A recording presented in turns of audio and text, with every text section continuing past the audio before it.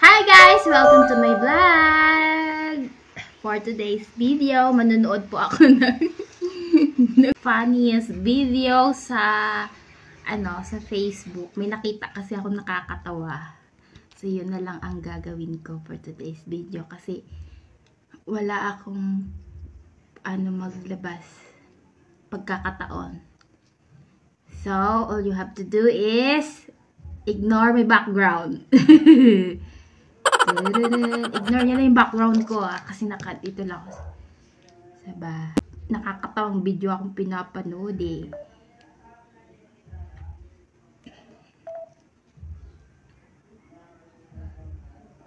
2 years finish, I like Go Philippines. Your Go Philippines, are you may come back to me? No come back, madam. Finish. I buy for you airport. Your like go home? Yes, madam. Okay, Bodoy, listen. I buy for you airport. Hanggang makatawa ako. To airport. Okay? I buy for you to airport. Your may come back. I will climb up salary. Salary climb up again. So we climb up. Understand? 2 years finish, I like Go Philippines. Your go. 2 years finish. Good afternoon, madam. Good afternoon, sir. Bodoy, your cooking morning very very nice. All the office I finish all. Madam, Your cooking very very nice. thank you.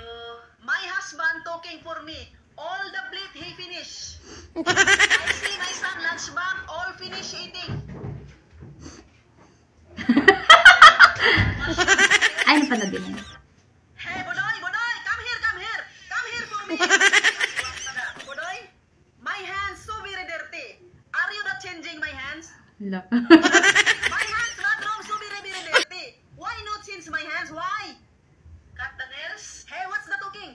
No, Hey, listening. This one my hands. I like every day. Change my hands. Understand now? Hindi ako masyadong natawa doon. Bodoy, my son go outside. So many mosquito.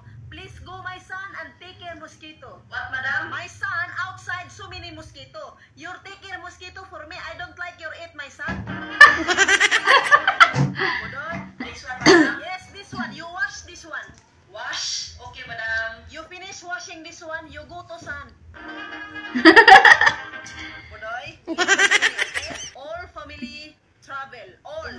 Tomolo. No problem. Okay, very good. Bodoy, hey, listening. My airport down my bed. Give it for the airport deliver. Why come back talking for you? I have ready airport down my bed. Hey. Pastor, why no schooling for you? Why? The aircon. This one. Hey, listening. Yes, madam. Tonight we'll have dinner, okay? Okay, madam. I have 10 people coming, okay? You cook all. After you cook all, you eat big table. Understand? Yes, Help me. Faster, Budoy. madam. Crocodile, faster. Where, madam? Crocodile, take, Budoy, take. Where is that crocodile? This one, the crocodile, this one. Butike! Yung crocodile butike. What you want, madam? Budoy, in my bed, there is 2 heads. Smile, look good. Put outside sunshine, okay? That is the one. What you want, madam? I want, come to me, come to you. Nagkatrasaman tuloy siya. Come to you.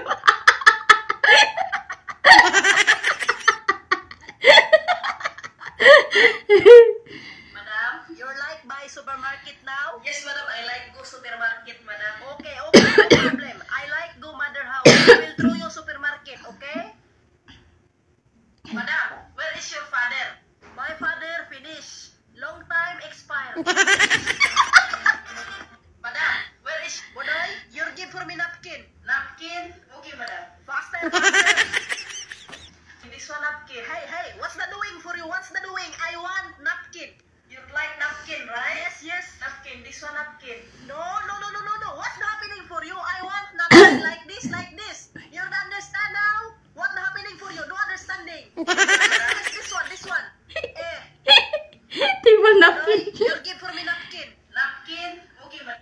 Bodoy, step 1, step 2. What, madam? I want step 1, Step step 2. one, step two. Give it for me. Faster, faster. Step 1. Hey, what's the name? Step 1, madam.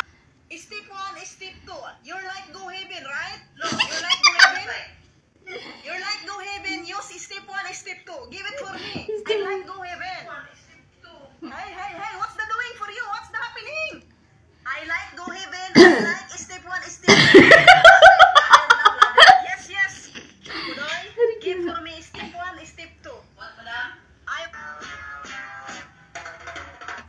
Madam, what you want, madam? We are the eating outside, okay? Okay, All the fridge you can eat, okay? And then you're going to say, Lock na lock. Madam, what you want, madam? we are the eating outside, okay?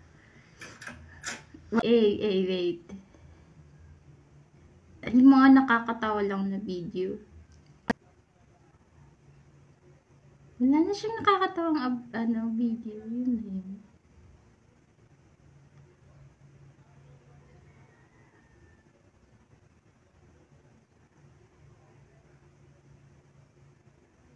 Good afternoon, madam. Good afternoon, sir. Budoy, your cooking morning, very, very nice. All the office, I finish all. Madam, Your cooking, very, very nice. thank you. What doing? Wash the clothes. Okay, don't forget your turn around, okay? Habang nag-iisip kasi ako ng iba vlog ko, nanonood ako ng mga nakakatawa sa Facebook. Tapos nakita ko yun. Tawa ako ng tawa. Tapos bigla ko na-realize, ito na lang pala yung i-vlog ko ngayon. Nakakatawa. Manonood ako ng mga nakakatawa.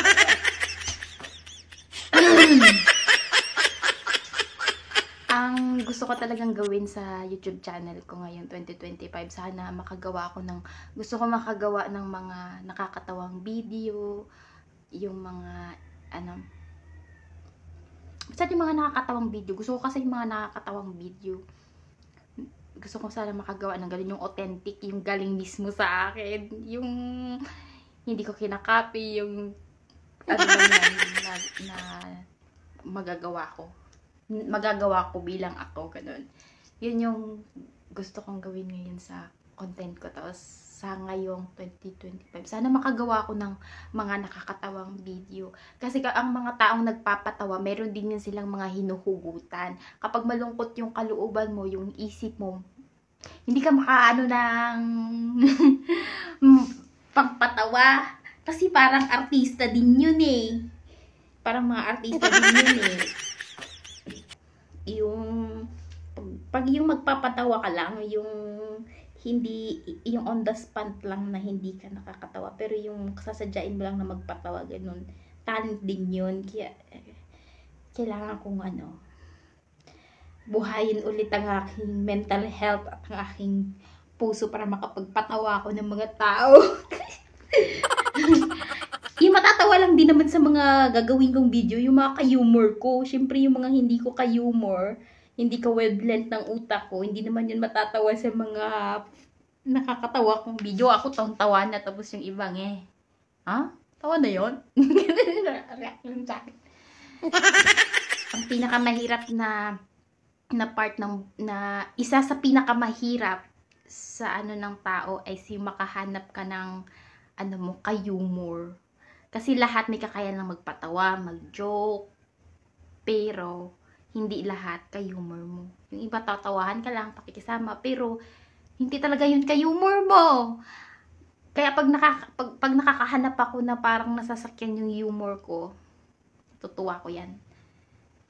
Kasi yung ganun yung mga gusto kong tropa-tropahin. Pagka yung nasasakyan yung humor ko, natatawa sa mga corny jokes ko, sa mga gusto kong tropa-tropahin yung mga So that's it for today. Bye! Nagbabay na kasi ako Gusto kong mag-throwback. Gusto kong magkwento tungkol sa experience ko. Kasi tawang-tawa ako dun sa pinanood ko na video. Pero Gusto ko lang mag-share sa inyo ng konting experience ko sa buhay. So, ako naka-experience na ako na, yung magkatulong, pero hindi sa ibang bansa. Marami na akong naging amo. Hindi ko na siya makount sa kamay ko. Marami na akong naging amo, pero yung sa dami-dami ng mga naging amo ko, ilan ba sila lahat? Marami na sila. Siguro hindi lang 10 yung naging amo ko. Marami na sila. So, parang na rin ako sa iba-ibang ugali ng tao, iba-ibang lifestyle. Na-open ako sa ganun. So, pero sa lahat ng mga naging amo ko, 2 pamilya lang yung hanggang ngayon na-retain sila sa isip ko at saka sa puso ko. Kasi yung doon sa yung sa isang experience ko, matagal kasi ako doon eh. Sila kasi yung pinakaunang experience ko. Parang 5 years ako sa kanila. Ganun, mga 5 years ako sa kanila.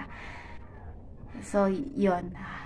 Doon ako sa kanila mga 5 years, ganyan. Kasi ang mga anak niya ay, isa lang yung anak niyang babae, tapos the rest puro lalaki. Tapos yung anak niyang babae, hindi ko talaga yun nakasama kasi nasa ibang bansa yun. Pero yung mga nakasama ko talaga, yung mga anak niya na babae. So, hindi perfect yung experience ko doon. Sa lahat ng pinagtrabahuan ko, hindi perfect yung mga na-experience ko. Pero, kahit may mga hindi perfect na, kahit may mga siyempre, 'di ba? Wala naman talagang perfect situation, 'di ba? Kahit hindi perfect yung situation, yung naging situation ko doon. Yung siguro kaya hanggang ngayon ay dito pa rin sila sa isip ko tsaka sa puso ko kasi ang tagal ko sa kanila, mga 5 years ako. Then yung nilulook back ko talaga doon na experience ko.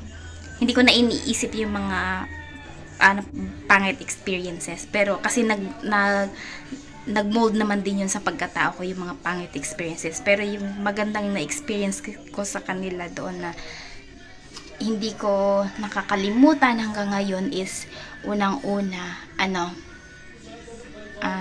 syempre 'di ba, yung nabanggit ko kanina, yung mga anak niya mga lalaki. Then doon talaga sa iba ko kasing mga napagtrabahuhan, hindi ko na experience yung ganong klaseng may mga napagtrabahuhan ako na parang slightly medyo nababastos ako ng kaunti. Pero sa kanila, sa mga anak noon na puro lalaki, kahit minsan hindi talaga ako binastos. Verbally, action man yun, action sa salita, hindi talaga ako naka-experience ng pangbabastos sa kanila. Never. Kahit parang never talaga, wala. Kaya hanggang ngayon ang tawag ko sa kanila kuya pa din. Tapos malaya ako nakakapunta sa bahay nila kasi parang yun kasi yung sa akin eh, na nirespeto ko nito ng pamilya na ito kahit na may mga negativity experience, pero at least sa part na yun yung pinakamahalaga sa akin, sa isang katulong yung yung nirerespeto sila in action, in words, ganyan. So yun, never talaga akong binastos ng mga anak niya na lalaki. Kahit minsan, wala talaga. Pero doon naman sa isa na sinasabi ko sa'yo na isang pamilya, puro naman sila babae. Wala na silang kasamang lalaki sa bahay kasi si ma'am ay wala na siyang asawa. Yung pinaka nagustuhan ko na ma-experience sa kanila na hanggang ngayon ay niluluk back ko sa puso ko, sa isip ko kasi hindi ko naranasan din yun doon sa isa kong naging amo o doon sa mga iba ko pang naging amo. Kasi sa kanila nung nagkasakit talaga ako, parang gusto ko na mag-uwi kasi pa nagkakasakit talaga ako, bed rest lang talaga ako, hindi ako gumagalaw, ganyan, hindi ako Pero nung doon sa kanila, si ma'am mismong nag-alaga sa akin, hindi niya ako pinatrabaho, binilihan niya ako ng gamot, nung nag-birthday ako, binigyan niya pa ako ng small gift, ganyan. Hindi niya ako pinapauwi pag may sakit ako. Siya mismo ang nag-aalaga sa akin, yung nanay nila. Sobrang maano yung nanay nila sa kalusugan ng kasambahay nila. So, yun. At saka, parang may mga mali nga akong nagagawa sa kanila kasi may one time na naglaba ako tapos accidentally kong nalagyan ng stain yung isang perasong damit tapos kin-confess ko sa kanila yon, then never nila akong pinagalitan pero pinaalalahan lang nila ako na sa next time, ganyan, ganun. Tapos sinabi nila yon in a nice way. Hindi nila yung sinabi sa akin na in a way na parang madidegrade ang pagkatao ko. Sinabi nila yun sa akin ng maayos na paraan. Kaya na yun. Kaya nung umalis ako sa kanila, kahit umalis ako sa kanila kasi tapos na yung kontrata ko, kaya umalis ako sa kanila kasi hanggang short term short term months lang yun, parang mga 4 months lang ako sa kanila yun. Pero hanggang ngayon pag may mga time sana welcome pa rin ako sa kanila, pwede ako mag-visit sa kanila, pwede ako yan, i-share ko lang dito kasi may mga nagsasabi kasi sa akin ng mga friends ko way back na nakapag-college din naman daw ako, bakit daw hindi daw ako mag-try mag-abroad, ganyan, kung wala daw akong stable na trabaho dito, ganyan. Nag-abroad din naman yung ate ko, hindi naman kami nagyaman. So, hindi lahat ng nag-abroad ay nagyayaman. At kung mag-abroad na lang din ako, tas ganun yung ganyan yung magiging amo ko, dito na lang ako sa Pilipinas, di ba? Dito na lang ako sa Pilipinas kahit na isang tuka yung kinikita ko sa araw-araw. Okay na ako dun. Ako naman kasi content ako sa kung ano lang yung kaya ng capacity ko. Hindi ako parang nabubuhay ako sa sarili ko lang na wala akong maraming inaano sa isip ko. Siyempre may mga pangarap din ako, may mga gusto rin akong ma-achieve ganyan. Pero hindi ako yung obsessed na ganito, ganyan, ganun. Yung parang ano lang, susubukan ko, gagawin ko, I try. Pero kapag hindi ko talaga at least yung try ko. Ganon. Yun yung kaya hindi talaga ako nag-abroad na yan. Siguro kung makarating ako ng ibang bansa, baka syempre nangangarap din ako makarating ng ibang bansa. Sino ba naman ang ayaw makarating sa ibang bansa? Pero siguro baka mga bakasyon, pasyal, ganon. Kung iluloob yun ng Diyos para sa akin o ng tadhana. Diba? Pero hindi ko lang alam sa future, baka bagong isip ko. Pero sa ngayon, marami nagsasabi sa akin mag-abroad daw ako. Hindi talaga ako mag-abroad kasi natuto na ako sa maraming bagay dito sa Pilipinas sa pagiging katulong. So labas pa ba ako ng ibang bansa? Although meron din kasi akong kaibigan na OFWs sa Dubai, pero swerte siya dun sa amo niya kasi ang amo niya ay hindi ganyan magsalita. Nagkakaintindihan talaga sila well. At mabait yung amo niya. Based na sa kwento niya sa akin. Mabait talaga. So sana lahat ng amo ganun, no? Mabait. Lahat naman mabait sa umpisa. Sa umpisa, lahat mabait. Lahat lagi nagsisimula sa umpisa ay okay. Yun na, nag-share ko lang. So, ito, totoo na to. Bye!